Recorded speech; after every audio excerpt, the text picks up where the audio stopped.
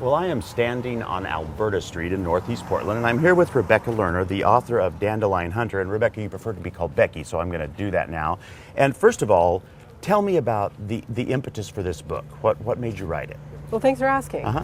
Yeah, well, I had a lot of reasons for wanting to write this book. I wanted to tell a good story. I wanted to tell an entertaining and funny and inspiring story about my adventures harvesting wild plants on the streets and around this neighborhood for food and medicine. I wanted to show people that the wild plants all around us, many of which we think are just weeds or just pretty, actually have a lot of uses. Well, and an example of that would be, although this plant isn't in the book, this yucca behind us, this is one of the plants that actually is edible and serves other purposes as well.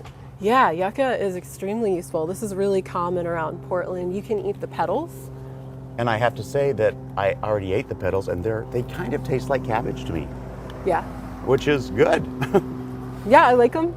And as you noticed, I'm getting really mini sharp. of the elbow already.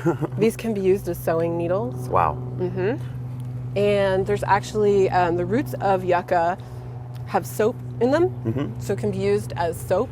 And people in other parts of the world use it as fish poison to stun the fish in still water. Just like if you put soap in a fish tank, what would happen? It would do the same. Exactly. And that's with a plant that a lot of us see as an ornamental for gardens. Yeah. But right around the corner in this alley are a bunch of plants that are actually in the book. So why don't we walk over there and talk about those? Okay, great. All right? Thanks.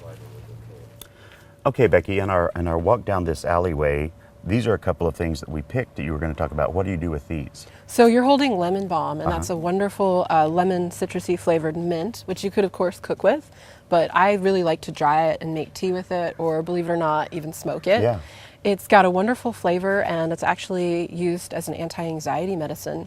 It's also antiviral, so it's great for when you have a cold or any other kind of virus. And what I'm holding here is California poppy, which we could see everywhere right now in Portland. Ornamental and escaped, gone feral. Yeah. And California poppy has actually been used for a really long time as a very gentle sedative. It was commonly given to children. Really? Actually, yeah. So what's really fun is you can combine the two of them as a tea, or you could make a tincture, and you can really enjoy them for, say, if you can't sleep one night, you're thinking too much, take a little bit of the tea or the tincture, and it'll really help you out. And just a calming method. Now, did I see some thistles too as we were walking, and you said Sow something thistle. about those? Sow thistle. Sow thistle, yeah. So it doesn't have the thorns and you know, that the regular thistle does. But sow thistle is a wonderful tasting green. I think it's one of the best wild greens, actually. Well, and here's the, just to prove to you all that I don't know everything about everything. This is really just money plant is how you would buy it if you went to a garden center. You called it mustard. Yeah. And I have to say, I never would have ever thought this was edible. Right. These are delicious. Yeah, aren't they amazing? It's like Chinese mustard. It's got a hot thing to it. It's wonderful. Yeah, the whole plant is edible, from the roots to the leaves to the seed pods, which we enjoyed, to the flowers, which we can see right here. Oh, they're beautiful, yeah. Aren't they gorgeous?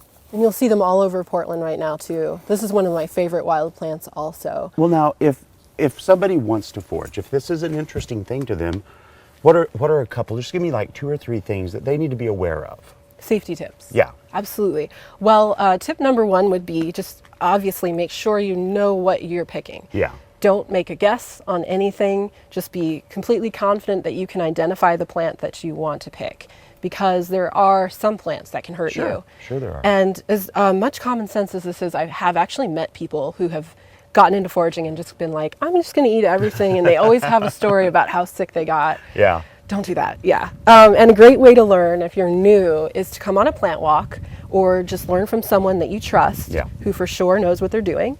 Or you could check out some books. You can check out my website, which is firstways.com, which has lots of photos and information about identification. Tours. I do. Yeah. I give tours. I'm doing one this Sunday, actually.